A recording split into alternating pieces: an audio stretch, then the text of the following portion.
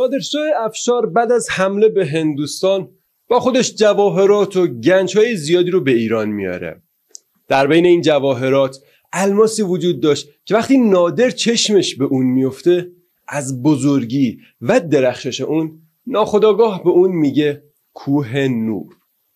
ما توی این ویدیو به دنبال سرگذشت و تاریخچه پر رمز و راز این الماس عجیب و معروف میگردیم. الماسی که بعضیا اعتقاد دارن که برای صاحب خودش قدرت میاره، ولی خیلی های دیگه هم اینطور فکر میکنن که هر کسی که به این الماس دست پیدا کنه سرنوشت خوبی نخواهد داشت.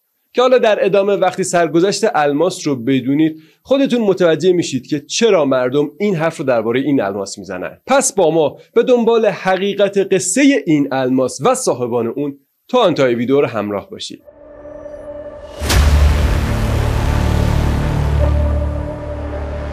سلام، من حمید هستم و خوش اومدید به کانال دروازه تاریخ. سرگذشت الماس کوه نور خیلی جالب و هیجان انگیزه که ما قراره تو این ویدیو بهش بپردازیم. ولی قبل از شروع ویدیو این نکته رو میخواستم بگم که زحمت گردآوری متن این ویدیو رو مصطفی برفعی عزیز کشیده و تدوین اون رو هم ابوالفضل عسگرزاده عزیز انجام میده. ما قراره از این به بعد توی قسمت توضیحات ویدیوها تمام افرادی که در تولید هر ویدیو کمکمون میکنن رو معرفی کنیم. دیگه با این مقدمه بریم سر وقت داستان الماس کوه نور. اینکه این الماس به طور دقیق کی و کجا کشف شد و هیچکی نمیدونه و دقیقاً هم معلوم نیست. حتی مشخص نیست که اون چه اسمی داشته. ولی اولین متن و سند تاریخی که توی اون نشونه‌ای از این الماس اومده کتاب بابرنامه است. کتابی که در مورد سرگذشت بابر، بنیانگذار حکومت گورکانیان هند، کسی که با اینکه هیچ وقت صاحب واقعی الماس نشد و فقط یک لحظه اونو دید و اونو توی دستش گرفت، تا مدت‌ها اسمش روی این الماس باقی موند. و این الماس تا مدت‌ها به اسم الماس بابر معروف بود، تا اینکه نادرشاه این الماس رو میبینه که مثل کوهی از نور میدرخشه و اسم کوه نور رو روی این الماس قرار میده. اما بیاید کمی عقب‌تر بریم توی قلعه گوالیور، جایی که الماس قبل از رسیدن به دست بابر در بین گنجینه‌های بزرگ این قلعه قرار داشت. این الماس رو خاندان تومار به خاطر خدماتشون از علایالدین خلجی دریافت کرده بودن. حالا علایالدین خلجی کی بوده که الماس رو در اختیار داشته؟ قبلا تا حدودی درباره خلجی ها توی یک ویدیو به طور مختصر صحبت کردیم که لینک اون رو توی توضیحات واسهتون قرار میدم.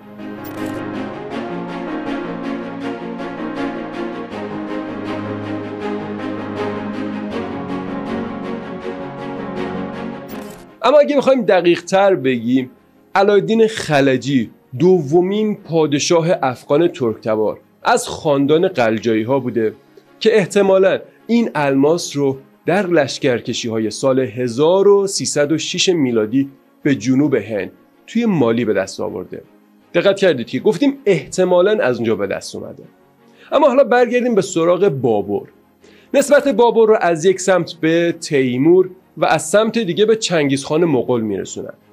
اون بعد از قدرت گرفتن توی افغانستان و شهر کابل تو سال 1597 خودش رو شاه معرفی میکنه و چند باری هم سعی میکنه به شمال افغانستان و شهر سمرقند دست پیدا کنه. اما بعد از ناامیدی از تصاحب این سرزمین ها متوجه سمت جنوب و سرزمین ثروتمند هند میشه. توی این زمان ابراهیم لودی از خاندان افغانی لودیه بر شمال هند سلطنت میکردن. توی اون سالها حاکم پنجاب به خاطر فشارهای ابراهیم و اختلافایی که با دولت مرکزی لودیه داشت از بابر در برابر ابراهیم کمک میخواد. بابر هم به همین بهونه دستور میده که به پنجاب لشکرکشی کنن تا از اونجا با ابراهیم لودی بجنگن.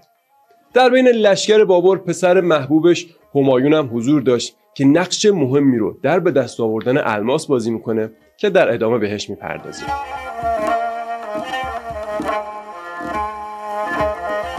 سربازها و قشون بابر در 12 آوریل 1526 به حوالی شهر بانیپت میرسن و در طرف مقابل هم ابراهیم لودی و متحدش یعنی بکراماجیت مهاراجه گوالیور قرار داشتن. با اینکه تعداد افراد بابر خیلی از لشکر ابراهیم کمتر بود، ولی میتونه اونها رو شکست بده، به طوری که بعد از جنگ به روایت خود بابر بین 15 تا 16 هزار نفر و به روایت بعضی دیگه از مورخین هندی 40 تا 50 هزار کشته توی میدون جنگ باقی میمونن که جسدهای ابراهیم و بکراماجید هم در بین اونها بودن. بعد از این پیروزی بابر همایون رو با عده‌ای برای گرفتن گنجینه ابراهیم لودی به آگرا میفرسته که توی این زمان اطرافیان بکراماجید به همراه ثروت اون توی قلعه آگرا بودن. توی این فاصله هیئتی به نمایندگی از بزرگای شهر از همایون استقبال میکنن و از همایون میخوان که ساکنین این شهر رو ببخشه و عفوشون کنه. همایون هم که خیلی علاقه‌ای به خشونت نداشت، کنار ساحل رود یمونا مقابل قلعه اردو میزنه و دستور میده تا درهای قلعه رو مهرموم کنن که کسی گنجینه رو از اونجا خارج نکنه. یک شب یکی از نگهبانا به همایون اطلاع میده که زن و فرزندان مهاراجه گوالیور در حال فرار از قلعه دستگیر شدن. همایون هم که هدفش گنجینه قلعه بود نه جون افراد قلعه، دستور میده تا اونا رو آزاد کنن. همین مهربونی همایون باعث میشه که اونا جواهرات و اشیای با ارزشی رو به همایون هدیه بدن. بابر توی بابرنامه میگه که آنان داوطلبانه به پاس این رفتار همایون انبوهی جواهر و اشیای با ارزش به او هدیه کردند. الماس مشهور، همانی که علاءالدین با خود آورده، در بین این جواهرات بود. ارزش این الماس معادل 2 روز و نیم خوراک کل ساکنین زمین است. همایون هنگامی که من به آگرا وارد شدم الماس را به من پیشکش کرد، اما من همان لحظه آن را به او برگرداندم. البته یک روایت دیگه هم از نسخه خطی مربوط به خورشاه سفیر گلکنده در دربار ایران اومده که وقتی همایون وارد قصر سلطان شد، زنان خانواده ابراهیم شروع به گریه و زاری کردند. تو این شرایط همایون قول داد که شرافت اونها محفوظ بمونه. با این حرف مادر ابراهیم به اتاق دیگه میره و با جعبه‌ای از جنس طلا برمیگرده و اون رو با دستانی لرزان به همایون هدیه میده. همایون که جعبه رو باز میکنه الماس رو داخل این جعبه میبینه. اما حالا اینکه کدومی که از این ماجراها در مورد به دست آوردن الماس درسته دقیقاً معلوم نیست. اما بعد از تقدیم کردن این الماس توسط همایون به پدرش یعنی بابر و به خاطر همین در دست گرفتن کوتاه این الماس توسط بابر، تا سالها اسم این الماس رو الماس بابر میگفتن و بابر به روی این الماس گرانبها میمونه، اسم بابر. اما بعد از قدرت گرفتن و تثبیت امپراتوری گورکانیان در شمال هند، همایون برمیگرده به منطقه تحت نفوذ خودش یعنی بدخشان. به نوشته یکی از مورخین توی همین دوران و به واسطه نزدیکی با مولانا محمد پرگالی اعتیاد به تریاک پیدا میکنه و همین اتفاق ریشه خیلی از بدبختی‌های اون در آینده و همچنین از دست دادن الماس میشه. تو سال 1529 خبر نادرستی از بیماری پدر به همایون میرسه و همین خبر باعث میشه تا بدخشان رو به برادرش بسپره و به هند بره و همونجا هم بمونه. همایون بعد از اینکه 6 ماه به خوشگذرانی مشغول بود به سختی مریض میشه. بعد از مریضی اونو که به عنوان تیولدار توی شهر سامبال ساکن بود به دهلی پیش پدر و مادرش میبرن. اما اونجا یعنی توی دهلی هم با هیچ درمانی حالش بهتر نمیشه. یکی از نزدیکان بابر به اون میگه که توی اینجور بیماری ها باید برای درمان اون چیز با ارزشی رو فدیه بدن. خب فدیه هم که میدونید اصطلاحاً به اون مالی گفته میشه که واسه حل یک مشکلی پرداخت میشه. حالا اون مشکل میتونه آزادی اسیری باشه یا اینکه جریمه یا اون پولی که برای جریمه یک عملی انجام میشه، به این میگن فدیه. اما حالا برخلاف نزدیکان که اصرار داشتن الماس بابر رو قربانی کنن، خود بابر اعتقاد داشت که ارزشمندترین چیز برای نجات جان همایون جون خودشه و به خاطر همین بابر 3 بار دور همایون میگرده و تکرار میکنه که درد تو به جان من بیاید. خلاصه به این صورت الماس بابر باز هم پیش همایون باقی میمونه، اما انگار دعای بابر اثر میکنه و همایون بهتر میشه. ولی خودش توی 26 دسامبر 1530 در سن 48 سالگی میمیره و پسر به تخت امپراتوری پدر می‌نشینه.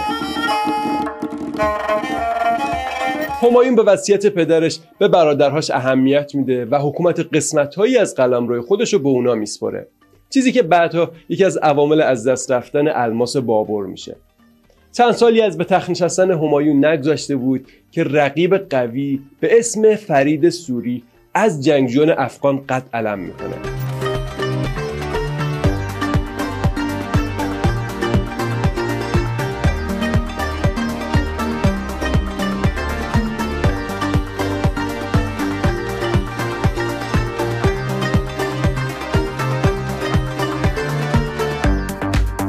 البته فرید سوری چون تونسته بود شیری رو به یک ضرب شمشیر بکشه به شیرخان هم معروف بود. با اینکه همایون در ابتدای قدرت گرفتن شیرخان میتونست اونو نابود کنه، ولی فریب سوگند وفاداری اونو میخوره.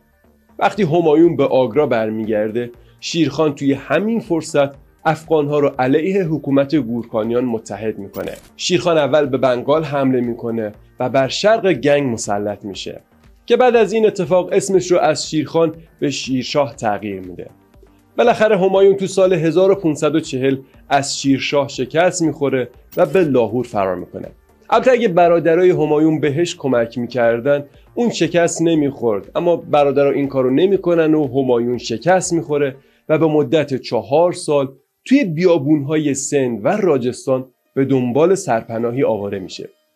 توی همین دوران آوارگی خیلیا با حیله قصد داشتن که الماس بابر رو از چنگ اون در بیارن، ولی خب موفق نشدن و سرنوشت الماس رو برای اولین بار به سرزمین ایران امروزی میاره.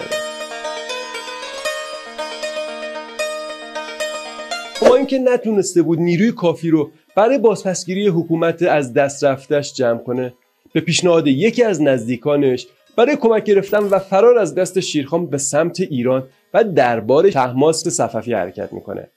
وقتی خبر اومدن همایون به گوش شاه طهماسپ میرسه، اون در 15 جولای 1544 با جمع زیادی از سران مملکت بیرون از دروازه‌های قزوین به استقبال همایون میاد. همایون از شاه طهماسپ کمک میخواد و تقاضا میکنه که شاه طهماسپ برای پس گرفتن سرزمین و تاج و تختش بهش نیرو بده و اونو کمکش کنه. اما شاه طهماسپ برای کمک به همایون یک شرط میذاره. شاه طهماسپ میگه که به شرطی کمک میکنم که شیعه بشی. میدونید که در دوران صفوی شیعه مذهب رسمی کشور ایران بوده و پادشاه‌های صفوی هم خیلی روی این مذهب تعصب داشتن.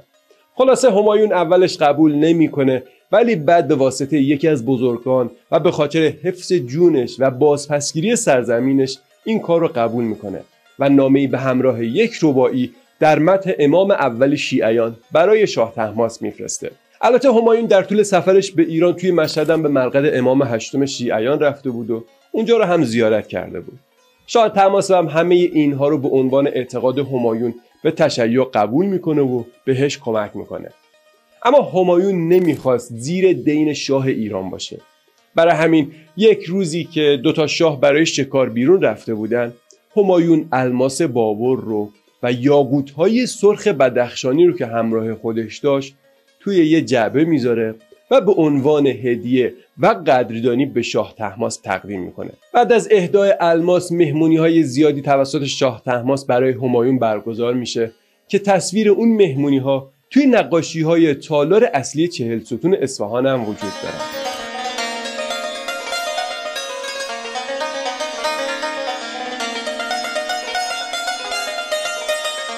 خلاصه اینطوری شد که برای اولین بار این الماس وارد خاک ایران امروزی میشه، اما مدت زیادی رو توی ایران نمیمونه.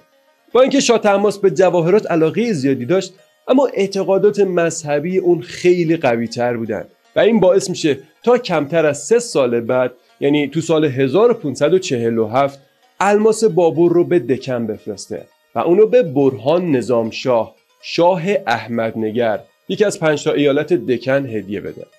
اما دلیل این هدیه سخاوتمندانه هم جالبه، چون شاه احمدنگر یعنی برهان نظامشاه شیعه شده بود و دستور داده بود تا خطبه ها به نام 12 امام و شاه ایران خونده بشه.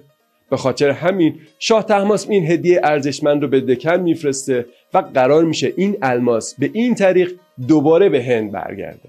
این هدیه توسط فردی به اسم آقا اسلام مشهور به مهترجمال برای برهان نظامشاه فرستاده میشه، ولی اون فقط نامه شاه طهماسپ رو تحویل میده و الماس رو توی ویجاینگر میفروشه و برای خودش برمیداره. وقتی طهماسب از این ماجرا با خبر میشه دستور دستگیری اونو میده، ولی مهترجمال زودتر متوجه میشه و فرار میکنه. بعد از این اتفاق به دست مهترجمال الماس بابر برای 1 قرن از همه اسناد تاریخی گم میشه و سرنوشتش نامعلوم میشه. بعدها واقعی نویس پرتغالی گارسیا دو اورتا توی کتابش مینویسی که از فردی قابل اعتماد شنیده که توی ویجانگر الماسی به اندازه 1 تخم مرغ کوچیک دیده که احتمالاً این الماس همون الماس بابر بوده. از اون طرف همایون هم با کمک نیروهای شاه طهماسب تونست حکومت هند رو از جانشینای بیکفایت شیرشاه پس بگیره و سلسله گورکانیان هند رو نجات بده. بعد از همایون پسرش اکبرشاه به سلطنت میرسه و بعد از اون هم شاهزاده سلیم معروف به جهانگیر بر تخت مینشینه. چون قبلا درباره تاریخ هند صحبت کردیم زیاد به جزئیات این دوران نمیپردازیم و مستقیم میریم 100 سال بعد، یعنی جایی که دوباره سر و کله الماس بابر پیدا میشه. بعد از مرگ جهانگیر شاه جهان با حمایت پدرزن ایرانیش بر تخت حکومت میشینه و بعدها بنای با شکوه تاج محل رو هم توی آگرا به یاد همسر ایرانیش میسازه. اما توی همین دوره یک ایرانی دیگه وارد ماجرای الماس میشه. محمد سعید اصفهانی فرزند یک تاجر روغن بود. اون توی اصفهان شاگرد یک تاجر الماس میشه و با این کار سر از هند در میاره. اون کاروبار خودش رو توی هند راه میندازه و تبدیل به یکی از افراد سرشناس گلکنده میشه تا جایی که بهش لقب میرجمله رو هم میدن. توی سلسله مراتب و مقامات اداری حکومت قطبشاهیان بعد از پیشوا مقام میرجمله دومین مقام بالا محسوب میشه که محمد سعید به این مقام میرسه. حالا این قطبشاهیان کیا بودن؟ قطبشاهیان یکی از حکومت‌های محلی با مذهب شیعه بودن که توی شرق دکن همزمان با گورکانیان مغول حکومت میکردن. همزمان با قطبشاهیان هم عادلشاهیان توی بیجاپور و نظامشاهیان هم در احمدنگر حکومت میکردن که اونها هم حکومت‌های شیعه مذهب بودن. حالا بگذاریم. نفوذ و قدرت میرجمله به اندازه‌ای بود که برای خودش لشکر چند هزار نفری با توپ و تانک که نه، با توپ و تفنگ و فیل و سوار داشت و تجارت دریایی و کشتیرانی به خلیج فارس در انحصار اون بوده. اون به عنوان حاکم کرناتک خیلی از معادن الماس رو در دست خودش داشت و از این طریق ثروت زیادی رو هم به دست آورده بود. خب داستان میرجمله رو تا اینجا داشته باشید تا دوباره برگردیم بهش.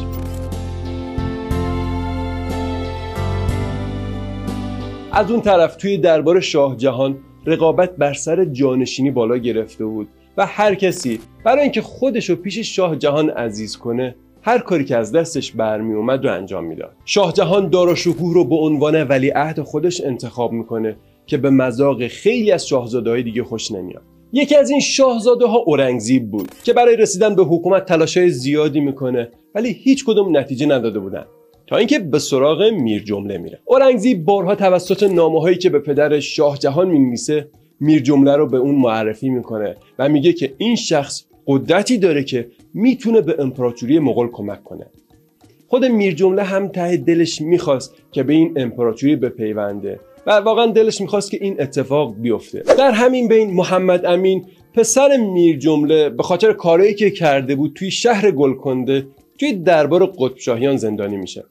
وقتی این خبر به شاه جهان میرسه نامه‌ای رو به محمد سلطان حاکم گلکنده میفرسته و میرجمله و خانواده اون رو تحت حمایت خودش اعلام میکنه و همزمان هم اورنگزیب رو میفرسته تا گلکنده رو فتح کنه.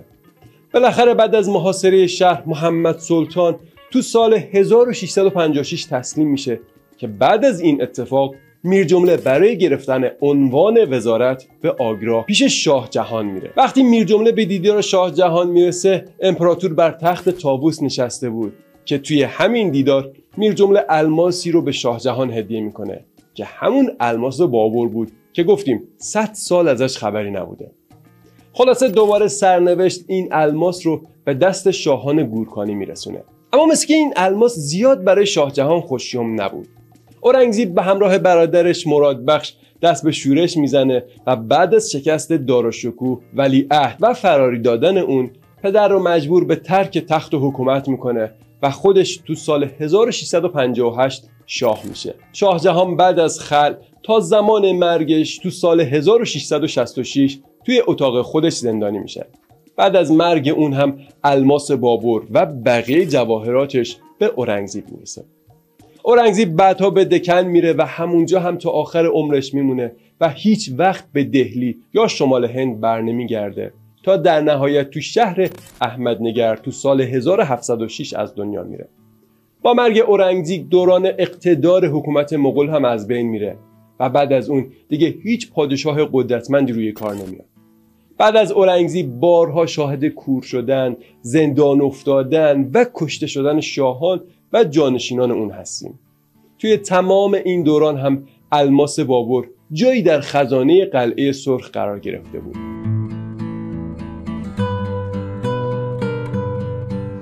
در ادامه ماجرای الماس باید به 22 سپتامبر 1719 بریم. زمانی که محمدشاه 12مین شاه مغول و 6مین بعد از اورنگزیب به تخت می‌نشینه. شاهی عیاش و خوشگذران که همه کارها رو به مشاورینش سپرده بود. در همین دوران افول قدرت توی هند، توی ایران هم اتفاقات دیگری داشت میافتاد. تو سال 1722 شاه سلطان حسین صفوی از محمود افغان شکست میخوره و اصفهان پایتخت صفویان به دست افغانها میفته و پسرش طهماسپ هم به قزوین فرار میکنه. طهماسپ دوم به دنبال پیدا کردن نیرو برای بازپسگیری حکومت شهر به شهر پیش میره تا توی خراسان جوانی قدرتمند و جنگجو به اسم نادرقلی به اون ملحق میشه. نادرقلی همون کسیه که بعدها نادرشاه میشه که سرنوشت الماس بابر با اون گره خورده بوده.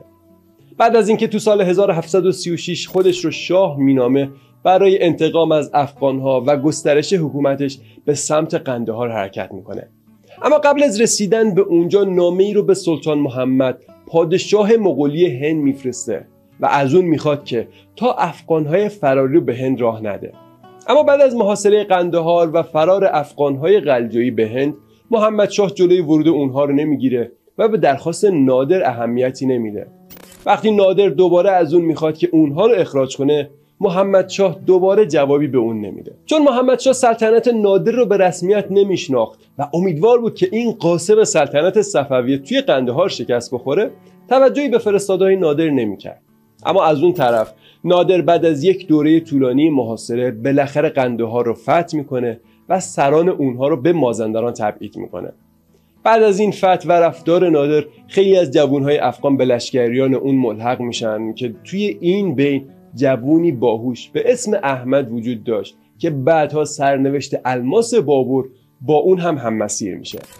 نادر بعد از پیروزی توی قندهار به دنبال افغانهای فراری به سمت هند حرکت میکنه و در نهایت تو سال 1739 توی نبرد کرنال سپاه محمد شاه رو شکست میده. بعد از جنگ نظام الملک آصف جاه از رجال باقی مونده از دوران اورنگزیب که حالا نایب السلطنه محمد شاه شده بود، به اردوگاه نادر میاد و زمینه صلح رو در مقابل دادن غرامت آماده میکنه. روز بعد خود محمد شاه هم به اردوگاه نادر میاد و نادر مثل یک شاه معمولی، نه یک شاه شکست خورده، با احترام با اون رفتار میکنه و به استقبالش میاد. در نتیجه این صحبت‌ها قرار میشه که توی چند نوبت هندی‌ها به ایران غرامت بدن. اما محمد شاه به بهونه اینکه در توان دولت اون نیست، چیزی رو پرداخت نمیکنه. نادر یک بار دیگه از محمد شاه درخواست میکنه تا به اردوگاه بیاد، ولی این بار با تکبر و غرور با اون رفتار میکنه و بعد از زندانی کردن اون به سمت دهلی حرکت میکنه. محمد شاه زودتر به دهلی فرستاده میشه تا مقدمات استقبال از نادر رو فراهم کنه.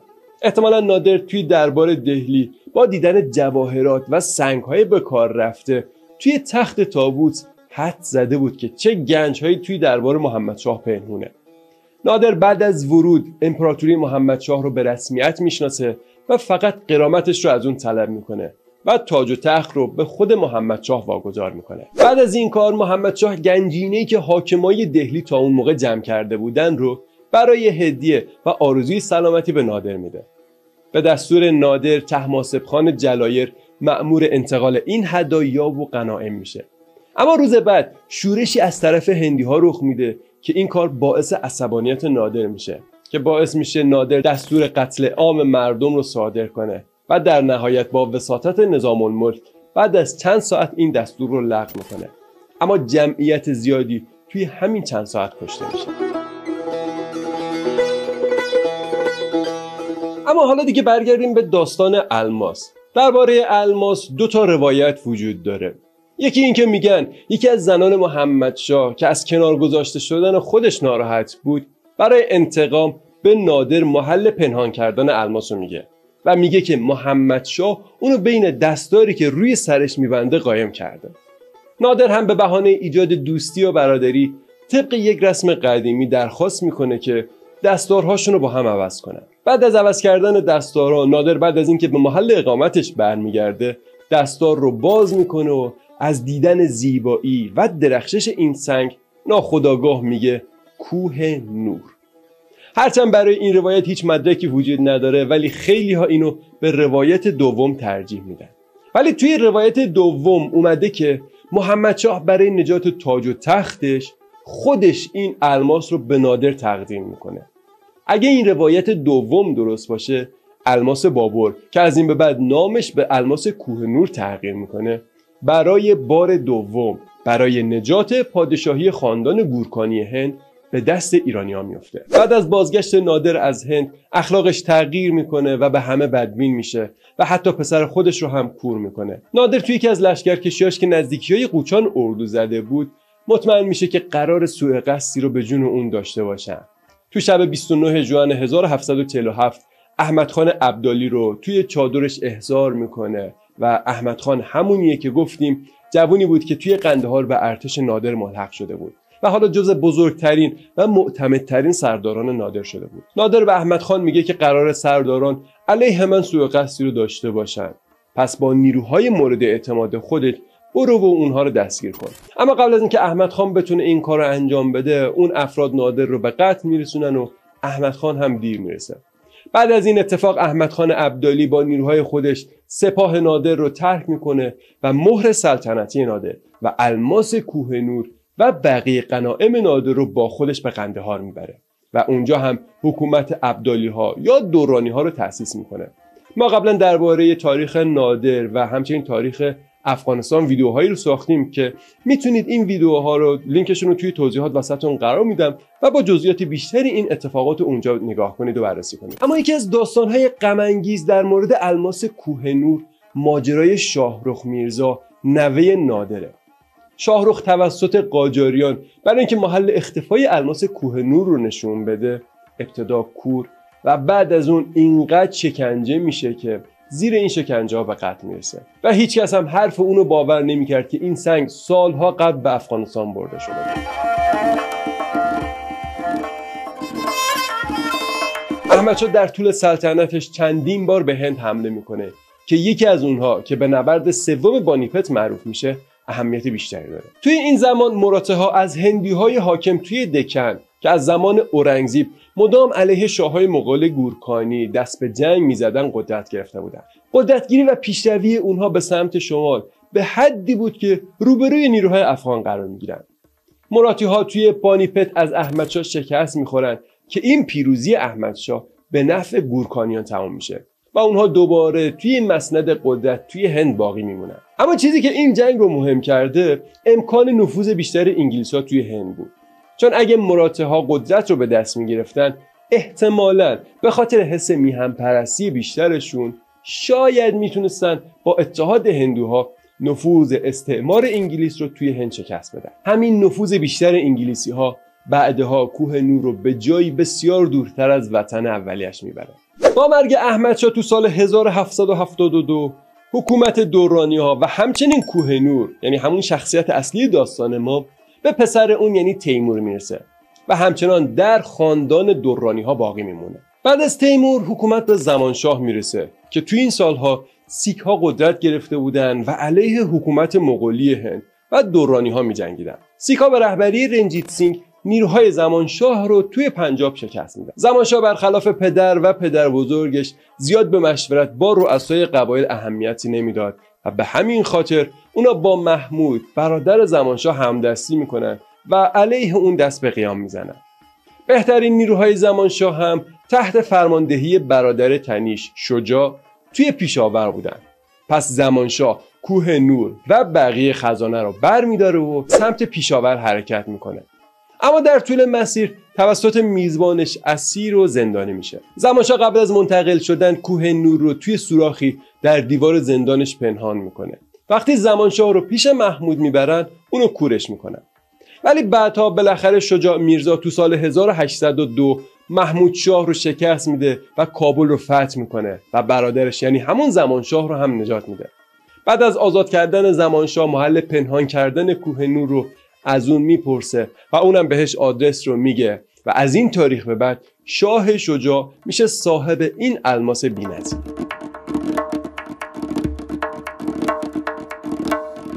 توی این دوران ترس انگلستان از ارتباطات فرانسه و ایران و صلح فرانسه و روسیه و همچنین امکان تهاجم اونها به سمت هند زیاد شده بود. انگلستان از یک طرف سعی میکرد با ایران و از طرف دیگه با رنجیت سینگ و شاه شجاع ارتباط برقرار کنه. پس انگلستان با رنجیت سینگ پیمان دوستی میبنده و طی اون بخشی از مناطق سیک‌نشین رو تحت حکومت بریتانیایی هند میکنه. از طرف دیگه انگلستان با ایران هم میتونه قرارداد 1809 رو ببنده و ایران عملاً تحت نفوذ انگلستان در میاد. این وسط شاه شجاع هم به امید پیدا کردن حمایت انگلستان با سفیر اونها توی پیشاور ملاقات میکنه. توی این ملاقات کوه نور و جواهرات زیاد لباسا و تاج و تخت اونو با شکوه کرده بودن. ولی این شکوه ظاهری بود و از درون بسیار شکننده بود. نیروهای اون از محمود برادرش یعنی شاه قبلی شکست خورده بودند و محمود و نیروهاش به سمت پایتخت در حال پیشروی بودند. شاه شجاع هم بعد از بستن معاهده انگلیس افغان تو سال 1809 به سمت کابل حرکت میکنه ولی قبل از رسیدنش محمود اونجا رو گرفته بود. شاه شجاع بعد از شکست با برداشتن کوه نور و بقیه جواهرات سلاحاش رو توی میدون جنگ رها میکنه و به سمت کوهها فراری میشه. شاه شجاع دوباره تو سال 1810 پیشاور رو فتح میکنه و برای 6 ماه اونجا مقاومت میکنه و توی این مدت کوه نور رو به همسر سوگلیش یعنی وفا بیگم میده. شجاع دوباره شکست میخوره و اسیر میشه و وفا بیگم هم به همراه بقیه زنا و زمانشاه توی قلمروی رنجیت سینگ در تبعید زندگی میکردن. وفا بیگم که میدونست اگه شجاع رو پیش محمود ببرن حتما اونو کورش میکنن، به رنجیت سینگ میگه که اگه شجاع رو نجات بده و نذاره اونو پیش محمود ببرن کوه نور رو به اون میده. رنجیت سینگ هم با فرستادن افرادش شاه شجاع رو نجات میده و به لاهور میاره. بعدش از شاه شجاع به خوبی استقبال میکنه. وقتی شجاع مستقر میشه رنجیت سینگ نماینده‌ای رو برای گرفتن کوه نور پیش اون میفرسته. ولی شاه شجاع میگه که جای کوه نور رو نمیدونه. بعد از تلاش‌های زیاد و دادن وعده‌های مختلف توسط رنجیت سینگ بالاخره در ازای کمک به شجاع برای بازپسگیری حکومتش اونها اعلام همبستگی و اتحاد میکنن و دستارهای خودشون رو با هم عوض میکنن و بعدش شاه شجاع کوه نور رو به رنجیت سینگ تحویل میده. البته این حکایتی که خود شاه شجاع تعریف کرده ولی قصه دیگه‌ای هم وجود داره. میگم بعد از اینکه شاه شجاع درخواست رنجیت سینگ رو برای کوه نور پشت گوش میندازه و کوه نور رو به اون تحویل نمیده، رنجیت سینگ به شجاع و خانواده‌اش فشار میاره و شرایط زندگی رو برای اونها سخت میکنه تا در نهایت شاه شجاع مجبور میشه کوه نور رو به رنجیت سینگ بده و بعد از مدتی بقیه جواهرات و اموال اون رو هم مصادره میکنه و اینطوری میشه که الماس از دست حکومت افغانها خارج میشه و صاحب جدیدی پیدا میکنه. بعد از رفتن شجاع افغانستان دچار آشفتگی میشه و حکومت بارها دست به دست میچرخه. حتی یک بار دیگه شاه شجاع هم میتونه دوباره به قدرت برسه ولی در نهایت توی جلال آباد کشته میشه. رنجیت سینگ بعد از به دست آوردن الماس کوه نور مهمونی‌های بزرگی میگیره و اون رو با غرور به درباریانش نشون میده. اون کوه نور رو به خزانه دارش میده اما چون نمیتونست زیاد اون از خودش دور نگه داره دستور میده تا اون رو برای تزیین روی دستارش نصب کنن. مهاراج دستار رو روی سرش میذاره و بر فیلی سوار میشه و توی خیابونهای شهر میره تا همه بتونن این الماس گرانبها و زیبا رو ببینن. کوه نور همیشه همراه اون بوده و اونو توی صندوقچه قفل نگه میداشته که فقط خزانه‌دار اون و معاونینش از جای اون باخبر بودن. رنجیت سینگ بعدها دستور میده تا از الماس برای تزیین سمت راست افسار اسب محبوبش یعنی لیلی استفاده کنن تا بتونه همیشه در حال سوارکاری با تنها چشم سالمش اونو زیر نظر داشته باشه. اون چند باری هم الماس رو به مهمونای خارجیش نشون میده و از اونها در مورد زیباییش سوال میکنه. خلاصه اینکه رنجیت سینگ خیلی با این الماس حال میکرد و به همه اونو نشون میداده و اونو همیشه محکم نگه می‌داشته. در نهایت رنجیت سینگ بعد از سکته‌ای که تو سال 1835 زده بود، نیمی از بدنش فلج میشه و کم کم داشت به سمت مرگ پیش میرفت. تو سالهای 1837 و 1838 هم بعد از 2 تا سکته دیگه عملاً دیگه رو به مرگ رفته بود و شروع کرده بود به خیرات کردن. توی همین حالها بود که نزدیک بود کوه نور رو هم از دست بده و خیراتش کنه. داستانش هم از این قرار بود که چند روز قبل از مرگ مهاراجه یکی از سردارانش که به عیادت اون اومده بود از اون میپرسه که آیا میخوای الماس کوه نور رو برای کریشنا به معبد جاگانات هدیه بدی؟ که رنجیت سینگ هم سرش رو به نشونه تایید تکون میده. تو این دوره فرزند خزانه‌دار قبلی جای پدرش رو گرفته بود و خزانه‌دار دولت شده بود. خزانه‌دار با خودش فکر میکنه که این الماس جزو دارایی‌های کشوره و باید به جانشینای مهاراجه برسه و از دستور سرپیچی میکنه که این هم باعث میشه تا صدر اعظم هندوی رنجیت سینگ از اون کینه کنه و بعد از مرگ مهاراجه خزانه‌دار رو زندانی کنه. با مرگ رنجیت سینگ حکومت پنجاب بین فرزنداش دست به دست میشه و درگیری ها و تفرقه زیادی به وجود میاد تا بالاخره سرزمین پنجاب رو هم به قلمروی هند بریتانیا اضافه میکنن. فرزندانش همگی عمر و حکومت‌های کوتاهی داشتن و مثل بقیه صاحبان قبلی الماس رقابت بر سر قدرت به برادرکشی و قتل‌های خانوادگی میرسه و باعث نابودی اونا میشه.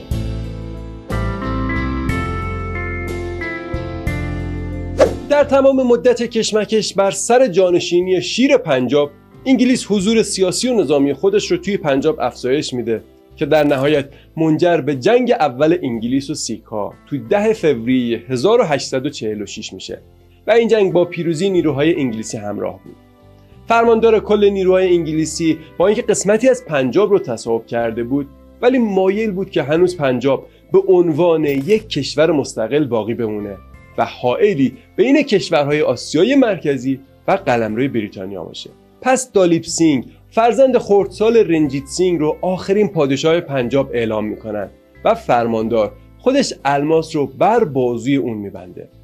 اداره پنجاب رو هم به شورای نیابتی تحت نظارت نماینده بریتانیا میدن، اما این پادشاهی هم دوام زیادی نداره، چون در اواخر 1847 توی بعضی از ولایت‌ها وقایعی رخ میده که باعث شورش جدیدی میشه که در نتیجه اون جنگ دوم انگلیس و سیک‌ها به وجود میاد که این بار هم سیک‌ها شکست میخورن و تسلیم میشن. در نتیجه این جنگ توی 29 مارس 1849 انگلیسی‌ها به بهونه ایجاد آرامش و صلح توی پنجاب پایان استقلال حکومت پنجاب رو اعلام میکنن و رسما این سرزمین هم به هند بریتانیا اضافه میشه. در سندی که این الحاق رو تایید میکنه یک نکته برای ما بسیار مهمه. توی یکی از بندهای این سند الحاق اومده که مهاراجه لاهور باید سنگ کوه نور رو به ملکه انگلستان تقدیم کنه.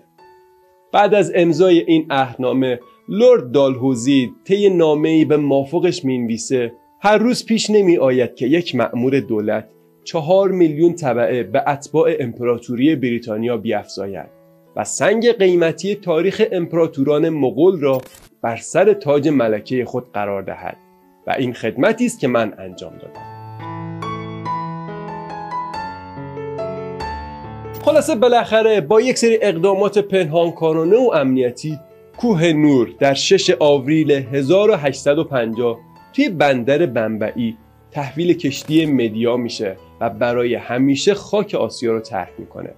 البته تا به امروز به نظر میرسه شومی این الماس در طول مسیر هم همراهش بوده و مثل بقیه صاحبان قبلیش کشتی رو هم درگیر خودش میکنه. توی این سفر وبا توی کشتی شیوع پیدا میکنه و تعدادی از خدمه هم بر اثر اون میمیرن و یک بار هم در طول این مسیر 12 ساعت تمام توی طوفان وحشتناکی گیر میکنه که 2 تا قایق پارویی و نرده‌های کشتی رو از دست میده. در نهایت این الماس به لندن میرسه و طی مراسم مخصوصی رئیس و نایب رئیس کمپانی هند شرقی الماس کوه نور رو در 3 جولای 1850 به ملکه ویکتوریا تحویل میدن. جالبه بعد از تحویل دادن کوه نور به ملکه 2 حادثه هم برای ملکه اتفاق میفته که دوباره نحس بودن الماس رو سر زبونها میندازه و به خاطر همین حرف و حدیثا ملکه توی اون زمان از نصب الماس بر تاجش صرف نظر میکنه و فقط اونو توی نمایشگاهی برای مردم به نمایش میذاره. الماس کوه نور به خاطر نوع تراشی که خورده بود درخشش کافی رو نداشت و مقامات انگلیسی دستور میدن تا دوباره اونو توسط متخصصای هلندی تراش بدن و طی این تراش وزن اون از 186 قیراط به 108 قیراط کاهش پیدا میکنه، ولی در عوض درخشندگی بیشتری هم پیدا میکنه. ملکه بعدها بالاخره دستور میده تا کوه نور رو به همراه 2000 الماس کوچکتر بر روی نیمتاجی نصب کنن و 5 سال بعد هم اون رو دوباره به یک نیمتاج دیگه منتقل میکنن. بعد در سال 1911 کوه نور بر تاج ملکه مری قرار میگیره و در نهایت هم تو سال 1937 روی تاج ملکه الیزابت اول مادر ملکه فعلی انگلستان قرار میگیره. بعد از این اتفاقات بارها مسئولان هندوستان، پاکستان و ایران از انگلستان درخواست کردن تا الماس رو به اونها برگردونه و هر کدوم هم خودش رو صاحب الماس میدونه. البته تا حالا فکر میکنم افغانستان به صورت رسمی چنین درخواستی رو از انگلستان نداشته. اما حالا اینکه بگیم کدوم کشور صاحب اونه مشخص نیست. با این حال در حال حاضر الماس کوه نور توی مجموعه گنجینه سلطنتی انگلستان و در زیرزمین خانه جواهرات توی برج لندن جا خوش کرده و به نظر هم نمیرسه فعلا قصد ترک کردن اونجا رو داشته باشه. الماسی که در طول حیات خودش صاحبان مختلفی داشته و کلی توطئه و ترور و جنگ و خونریزی رو دیده و حالا یک گوشه ای نشسته تا گردشگرای بیخبر از سرگذشتش بیان و باهاش یک عکس سلفی بگیرن.